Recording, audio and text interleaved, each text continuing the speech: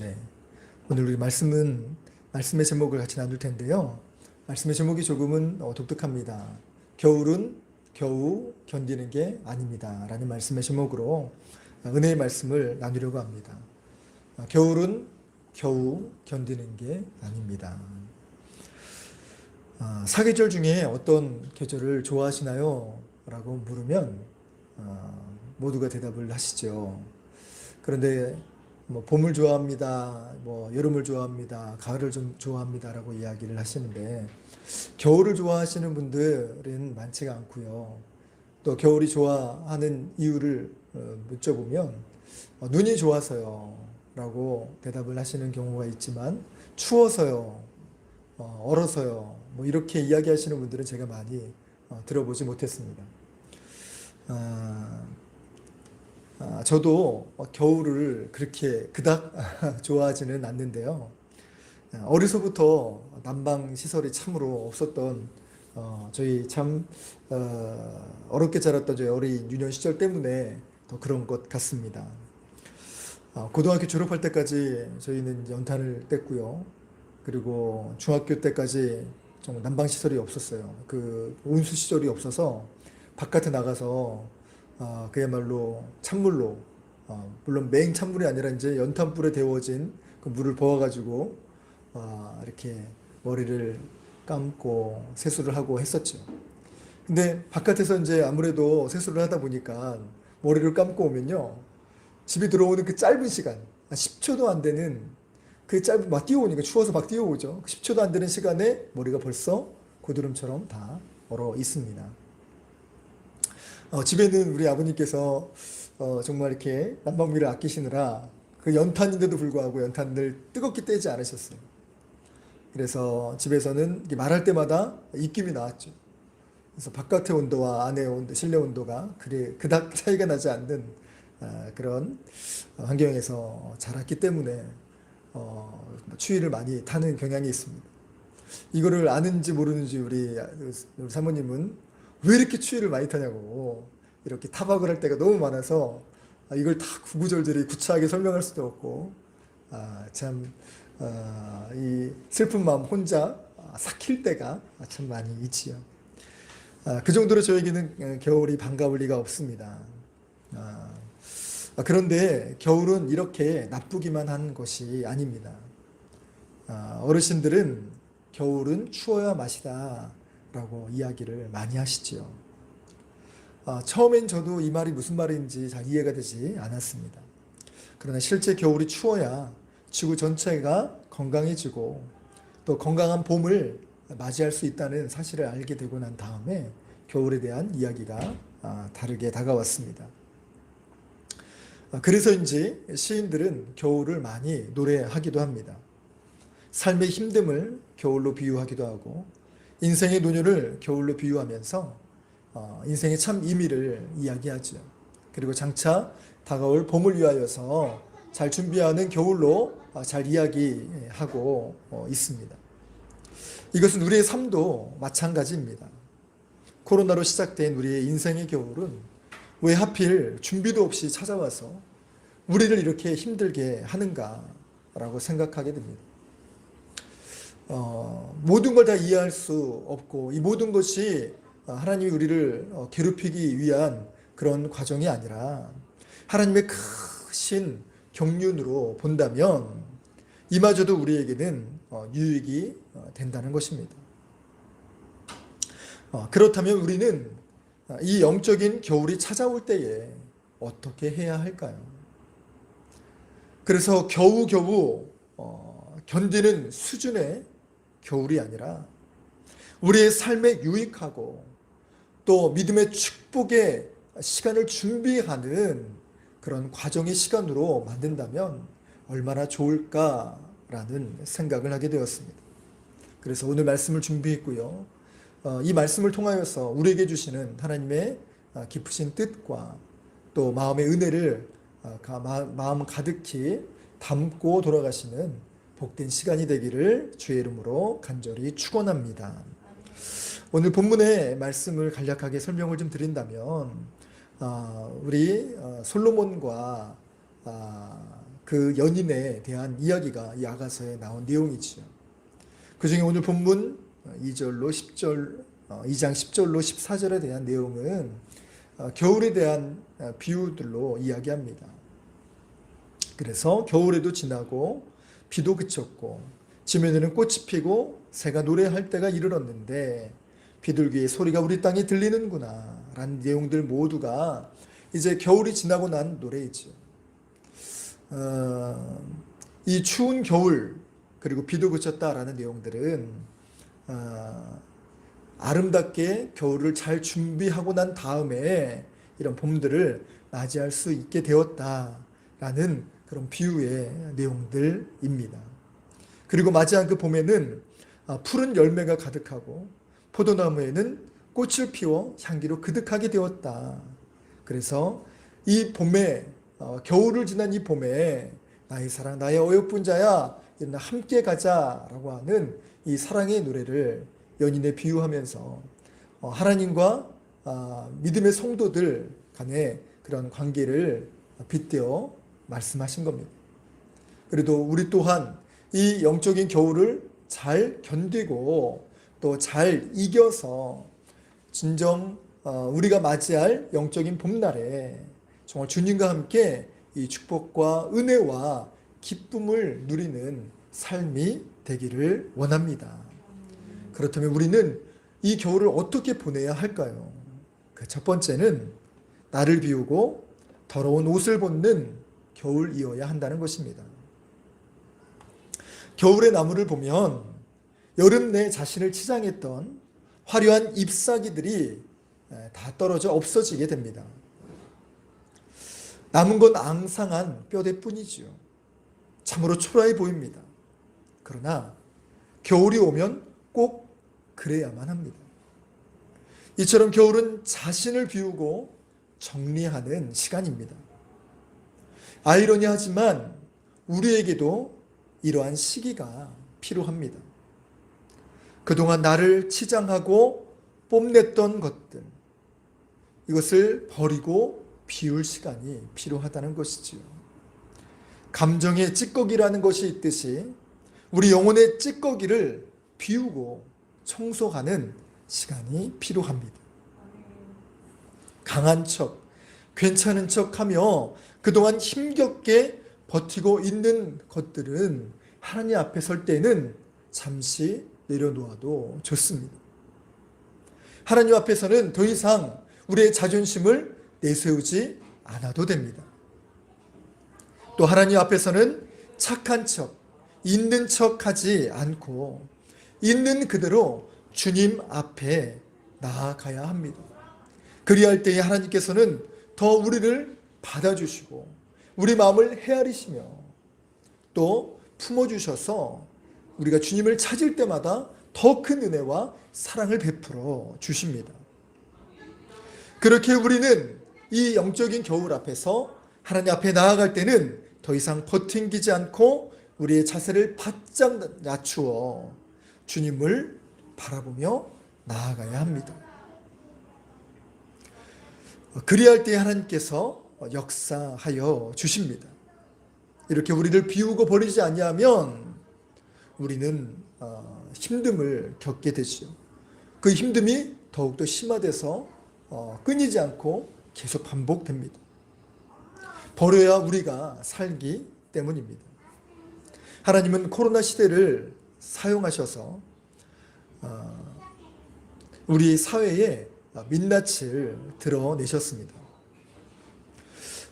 우리가 하지 않으니까 또 한들 시간이 오래 걸리니까 하나님은 이 코로나를 통하여서 한 방에 해결하신 것들이 참으로 많습니다. 그동안 음지에 숨어서 포기하고 있었던 신천지와 JMS라는 이단의 실체를 드러내셨습니다.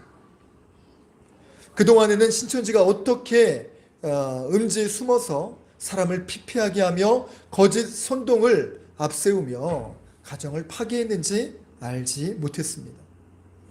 그래서 CBS라는 방송에서는 특별 방송으로 편성하면서까지 몇 부작으로 만들어서 방영을 하면서 이 신천지가 얼마나 많은 피해를 주고 있는가, 이로 인해서 많은 가정들이 고통받고 있는가를 이야기하며 방송을 했습니다.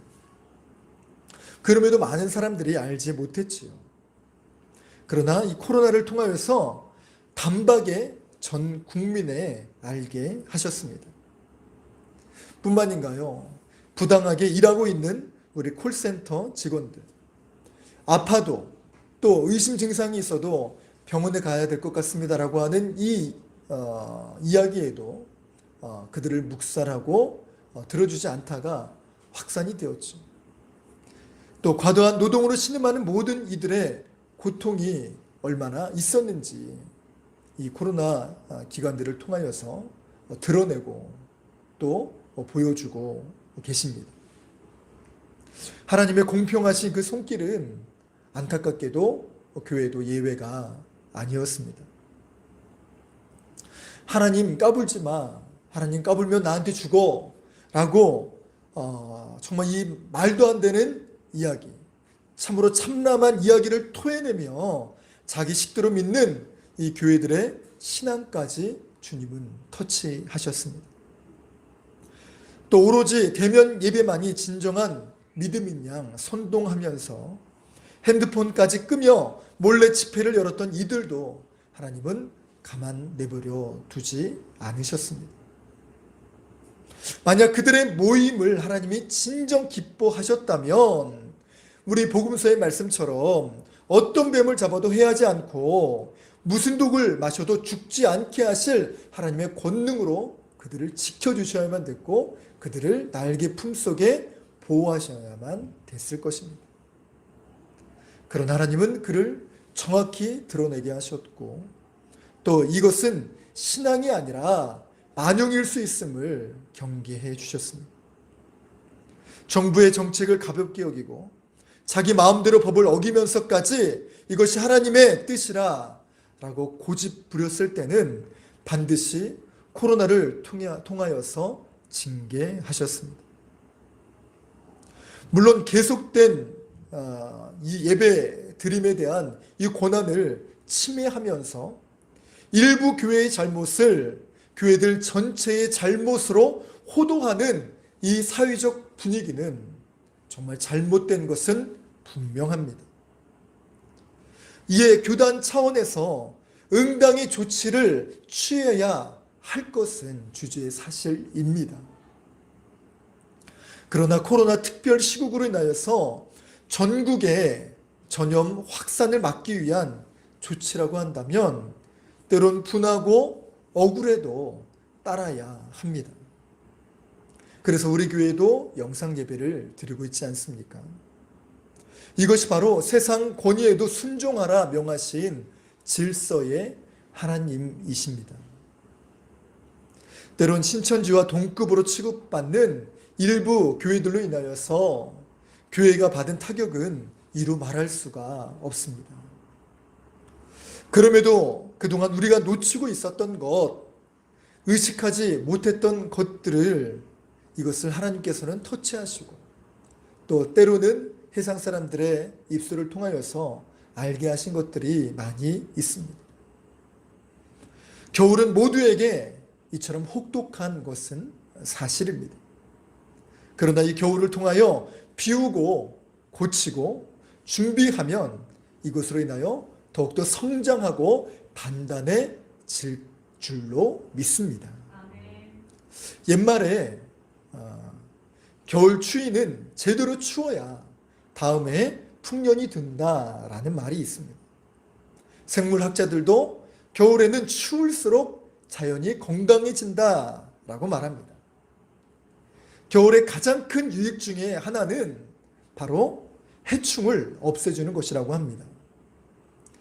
겨울이 따뜻할수록 여름에 모기가 엄청 많아진다고 합니다. 해충들도 날이 따뜻하면 활개를 쳐서 동식물을 괴롭힌다고 하지요. 나무마다 해충들은 구멍을 뚫어내놔서 집을 짓고 살면서 병들게 합니다. 죽어야 하는데 죽지 않기 때문입니다. 그 겨울에 맹추위가 오게 되면 이렇게 기세를 부리던 모기나 해충들도 단박에 죽어집니다. 질병을 퍼뜨리지 못하게 한다는 것이죠. 영적인 겨울도 마찬가지입니다. 평소에는 몰랐지만 영적인 겨울이 오고 나서야 비로소 보이는 것들, 깨닫게 되는 것들이 있습니다. 나의 교만, 허세, 자존심, 죄에 대한 무감각함, 발음이 안 되네요.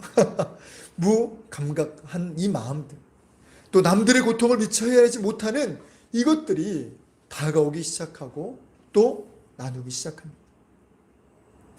아이러니하게도 영적인 맹추위가 심하면 심할수록 더욱 우리의 잘못을 깨닫게 된다는 것이죠. 이미 우리에겐 코로나 겨울이 시작되었습니다. 이와 같다면 우리는 이 기회를 놓치지 말아야 할 것입니다. 우리 안에 도사리고 있었던 욕심과 악습을 버리는 시간으로 삼아야 합니다.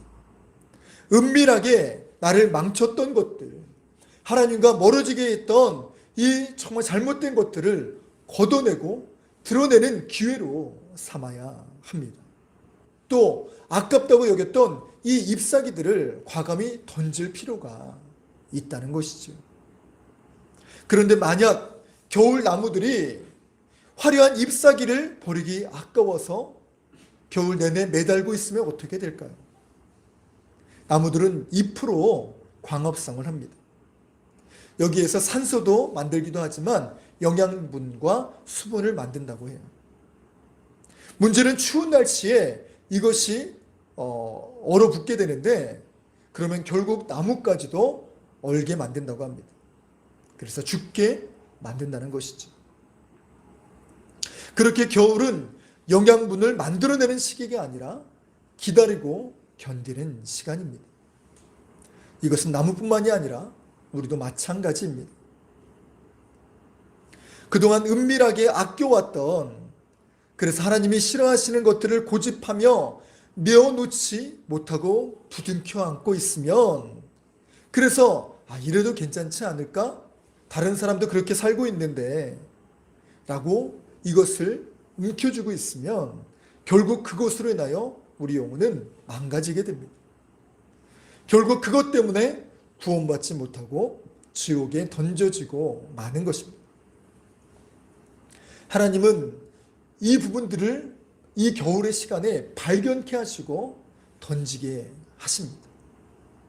그래서 우리는 이 영적인 겨울의 때에 우리의 죄악을 발견하고 또 발견했다면 지체 없이 우리의 죄를 회개하며 나아가야 합니다.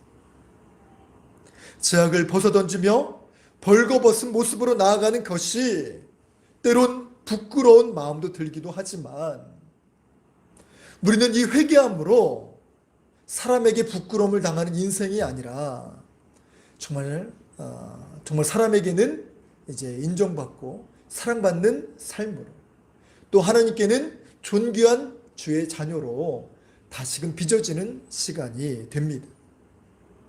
그렇게 사랑하는 우리 히스토리인들은 겨울에 추위로 앙상한 가지만 남았다 하여 부끄러워하거나 낙심하는 시간이 아니라 더욱더 하나님께서 새롭게 하시는 이 은혜와 기회를 주심에 감사하며 더욱더 거룩의 옷을 입는 믿음의 시간들이 되길 간절히 소망합니다. 다음으로 두 번째는 추위보다 더 따스한 예수님을 만나는 겨울이어야 한다는 것입니다. 양을 키우는 농장에는 털을 깎는 시기가 있다고 합니다. 아이러니하게도 그 시기는 가장 추운 겨울이라고 해요. 우리가 생각하기에 양은요, 생김새로 참 귀엽고 또 그렇게 이뻐 보이지만 사실은 꼭 그렇지만은 않다고 해요. 온순한 것은 사실이지만 생각보다 제 마음대로 행동하는 경향이 아주 많고요. 또 어리석어서 주인 속을 이만저만 썩히는 게 아니라고 합니다.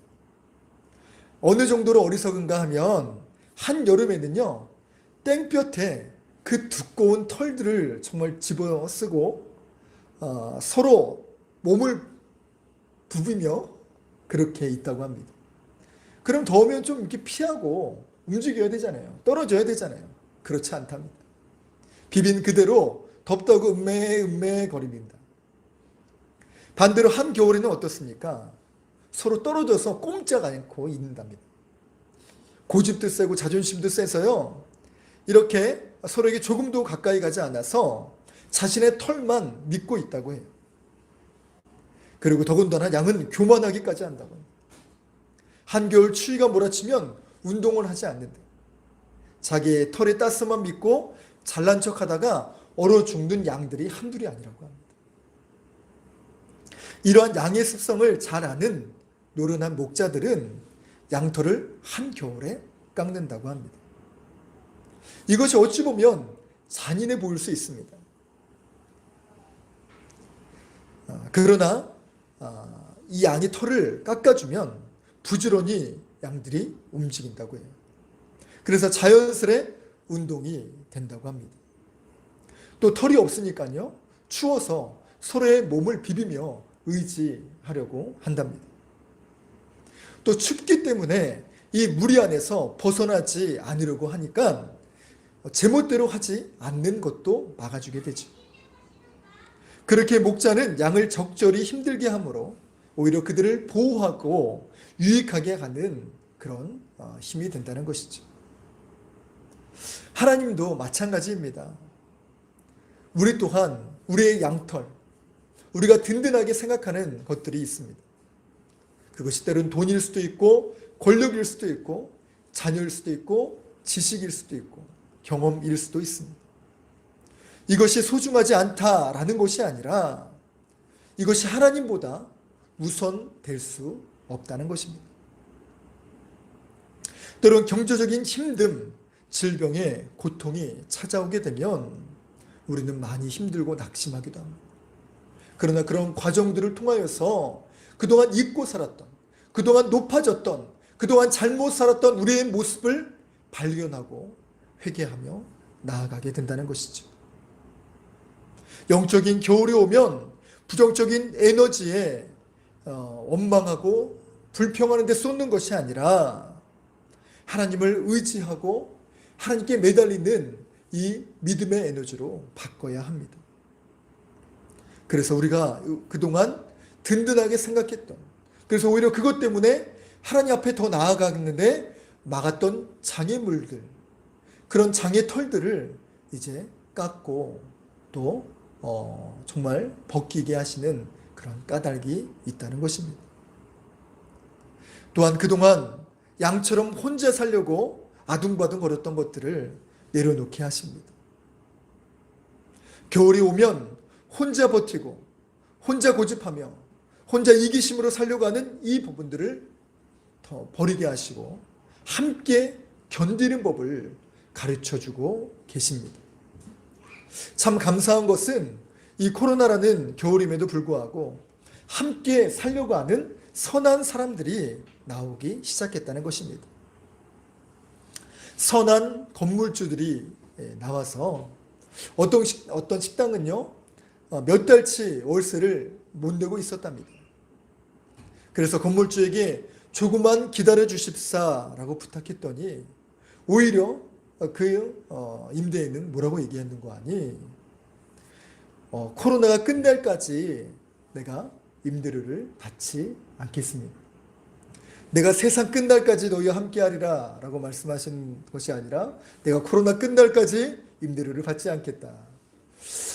이에 감동한 식당 주인은 자신 또한 이 코로나 끝날까지 받은 사랑이 감사해서 그 메뉴에 절반값만 받는다고 합니다. 그래서 플랜카드를 아주 큼지막하게 걸어놓은 것이 뉴스에 나온 적이 있습니다. 혼자 살려고 하지 않고 함께 살려고 하니 이 선한 바이러스가 주변 내게 퍼지게 되는 것이지. 정말 코로나만 확산되는 것이 아니라 선한 영향력까지 정말 얼마나 확산되면 좋을까라는 생각을 해보는 시기입니다. 힘들 때 서로에게 상처 주고 책임만 전가하면 모두가 힘들어지게 됩니다. 그러나 서로의 짐을 같이 지며 서로 응원하면서 토닥여주고 격려하고 함께 걸어가면 이 모든 정말 좋은 선함의 에너지가 주변에 전달됩니다. 믿음의 성도들은 더합니다. 그 전에 행했던 우리 교회들의 선한 행실은 많이 알려지지 않았습니다. 정말 그야말로 성경 말씀처럼 은밀하게 베푸는 그 선함이 생산 사람들은 알지 못해서 비난하기 일쑤였지. 그러나 코로나로 인하여서 정말 교회들의 착한 행실들이 더 도드라지며 부각됐습니다. 그리고 큰 교회들은 정말 큰 역할들을 하기 시작했습니다. 교단에서는요, 그간 모은 돈으로 작은 교회들의 임대료를 내기 위하여서 무려 21억 원의 그런 재정을 그렇게 나누었습니다. 물론 우리 교회는 못 받았습니다. 그러나 대신 감리사님께서 찾아오셔서 정말 성탄 그런 온정을 나누어 주셨고 또 치킨도 싸주셨습니다. 저 또한 코로나로 알바를 멈추고 심란했던 시기였는데 이렇게 크고 작은 교회들의 격려와 응원을 통하여서 힘을 얻고 있습니다. 그뿐만이 아니라 저마다 교회들이 서로를 응원하며 기도하고 있습니다. 우리 교회도 지금 939 기도회를 하는 이유가 바로 이것 아니겠습니까? 우리 교회도 작은 교회이지만 그래서 이 작은 교회가 할 수 있는 힘이 얼마나 있을까 싶지만은 주변 교회 이웃들에게 이 성탄절 때 작은 선물을 나누며 주님 오심을 기뻐하는 시간들을 나눴습니다. 또 우리 히스토리의 성도님들은 어떨까요? 목회자 자녀들을 위하여 성탄 금일봉을 전달했습니다. 못난 부모가 크리스마스 때 자녀들에게 선물을 줄 수 없을 것을 예상한 우리 지혜로운 성도님들이 해주셨던 서프라이즈였던 것이죠. 이 손길을 전해받으면서 눈시울이 뜨거울 정도로 감사하고 좋았습니다. 이처럼 인생의 겨울이 닥쳤지만 겨울이 왔기에 더욱더 서로에게 힘이 되는 이 일들이 되고 있습니다. 그래서 따스한 봄을 더 조금씩 앞당기는 것은 아닐까라는 생각을 해봅니다. 교회들의 확진 사태로 교회 이미지가 바닥을 치고 있는 상황이라고 하지만 반대로 이 시기에 하나님을 찾는 사람들도 늘고 있다고 합니다. 마음이 힘들어지니까요. 의지할 곳이 없으니까 절실히 필요한 또 어렸을 때 알았던 하나님이 생각나게 되었던 것이죠. 그렇게 주님 앞에 나와 말씀을 듣고 기도하며 하나님의 은혜를 경험하고 인생이 달라진 사람들이 있습니다. 영적인 겨울은 이처럼 우리 힘으로만 잘 살 수 있노라 라고 하는 이 잘못된 신념을 깨주었습니다. 그리고 하나님을 하나님으로 제대로 바라보게 해 주었습니다. 우리 앞에 갑자기 찾아온 겨울, 나만을 위해 나 혼자만의 힘으로 버티며 살 수 있는 이 겨울이라는 것을 무너뜨리고 이제 하나님을 만나기에 더할 나위 없는 겨울로 만들어주고 있습니다. 그렇게 아직도 주님을 알지 못하는 이들이 주변에 계신다면 그리스도를 전하고 또 전함받은 그들은 예수님을 믿으시기를 소망합니다. 추우면 추울수록 예수님의 따스함은 더 귀하고 또 더 크게 다가올 줄로 믿습니다. 마지막으로 화려한 봄을 준비하는 겨울이어야 한다는 것입니다. 오늘 본문 11절로 13절의 말씀처럼 이 말씀은 겨울을 잘 이겨냈기에 화려한 봄이 왔다라는 것을 묘사하고 있습니다. 겨울이 가면 봄이 오는 것은 당연지사죠. 그러나 봄이 왔다고 다 화려한 봄은 아닐 수 있다는 것입니다. 우리는 겨울이 따뜻하면 좋다고 하는데 식물과 생태계는 전혀 그렇지 않다라고 앞서 말씀을 드렸지요. 이것은 꽃들도 마찬가지인데 가을이 되면 꽃들도 땅에 씨앗을 뿌립니다. 그런데 만약에 겨울에 춥지 않으면 씨앗이 제대로 녹지 않는 땅 위로, 제대로 얼지 않은 그 땅 위로 싹을 틔운다고 합니다. 그러면 한파가 다가오면 그 났던 싹들이 다 죽어지게 되는 것이죠. 그래서 봄에 정말 아름다운 꽃이 개수가 적어질 수 있고 또 그렇게 난다 한들 그 꽃방울이 많이 생기지 않는 이유가 바로 여기에 있다고 합니다. 그러나 반면 겨울이 제법 추우면 겨우 내내 땅이 온통 얼어붙게 됩니다. 표면층은 얼어붙어 있지만 그 밑에는 그야말로 온기를 머금고 있어서 그 가운데 겨울잠을 잘 자면서 겨울을 버티게 된다는 것입니다.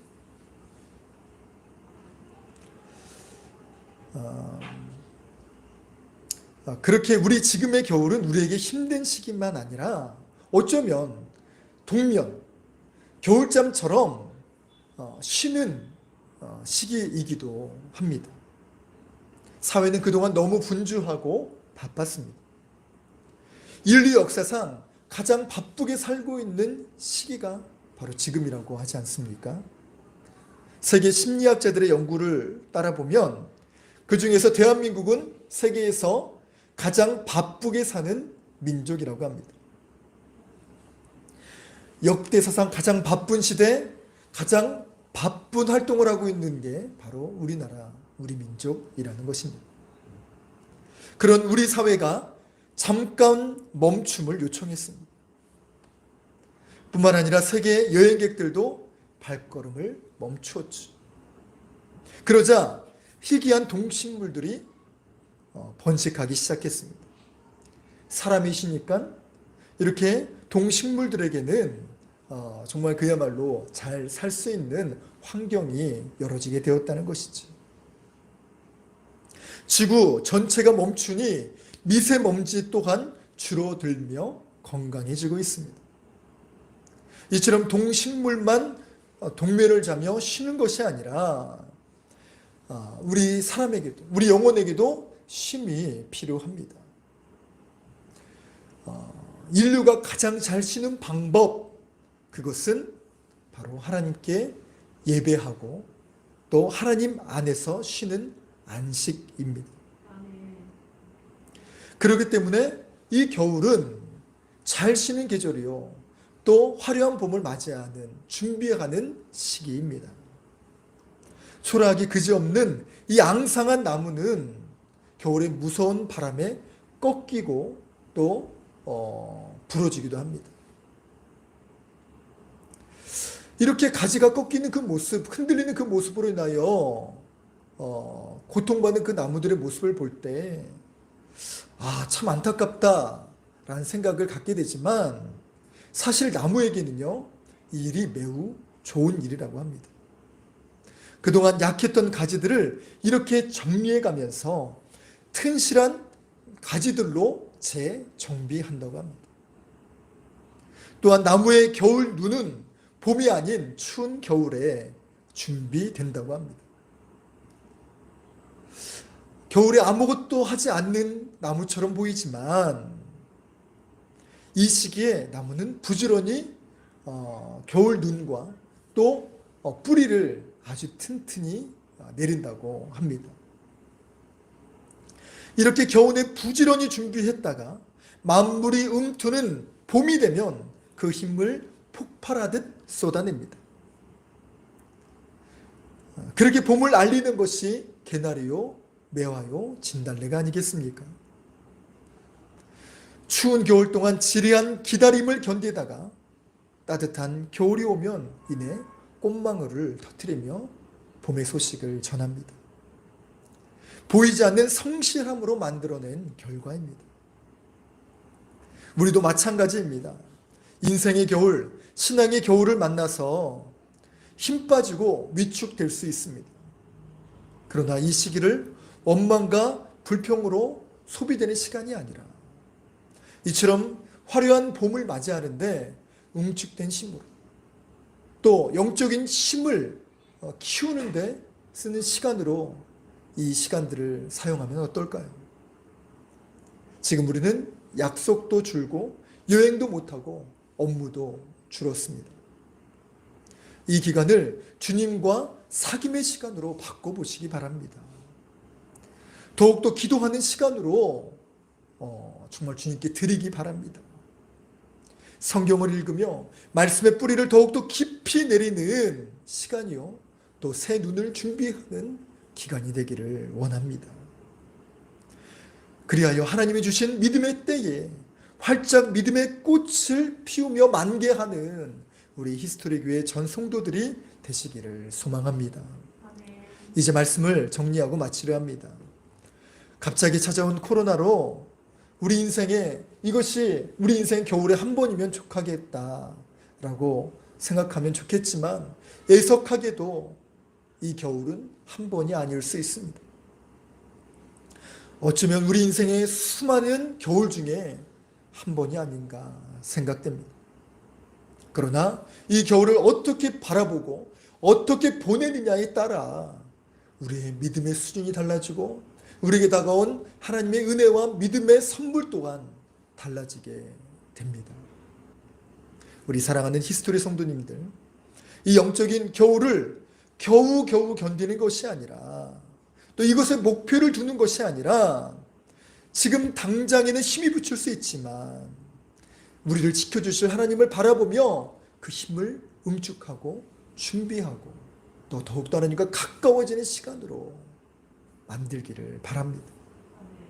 그리고 영적인 봄을 맞이했을 때 하나님 우리에게 찾아오셔서 이렇게 말씀하실 겁니다. 오늘 본문 말씀 10절의 말씀과 같이 나의 사랑하는 자가 내게 말하여 이르기를 나의 사랑 내 어여쁜 자야 일어나서 함께 가자.